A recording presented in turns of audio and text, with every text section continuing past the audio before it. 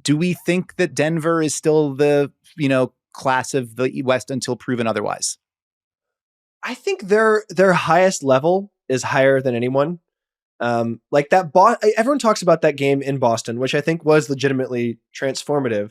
And the thing we saw there was, and teams have defended Jokic more this way, where they just really try to turn off his water. And it's not so much make him into a scorer, but just force him to not, basically take away his space and force Jamal. You're ceding an advantage to Jamal and saying, you kind of have to beat us. And he did. And Right. a lot of their recent losses, like, it's because Colin Gillespie was guarding De'Aaron Fox. Like, I don't take that game that seriously.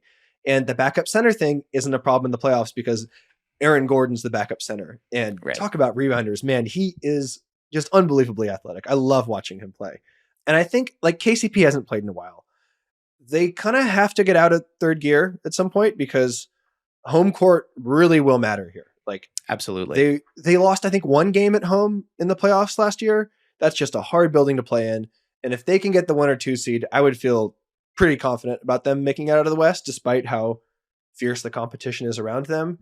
Yeah, I'm not worried about them, but, like, I guess I am to the point that seeding matters. It makes a ton of sense to me. I mean, that, and then the other question mark to some degree, like I'm not as worried about the second unit. Obviously, we saw them run to a championship while basically barely relying on a 6th and 7th guy for most of it. Like, as long as they've got Watson is good too. Yeah, Peyton Watson has come on. I mean, like, everybody last year was like raving about, he didn't get his chance this year. He's going to be able to come. He's going to get his opportunities next year. He has validated a lot of that.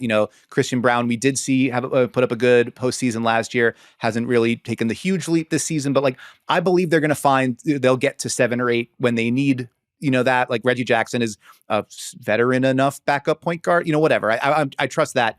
The thing that I think is going to be interesting, and we've seen teams when they cross match, you mentioned the way they guard Jokic, like loading off of Aaron Gordon and saying, prove it. Go, like, we would much rather throw more traffic in the interior and say, if you're going to hit 4 threes, do it.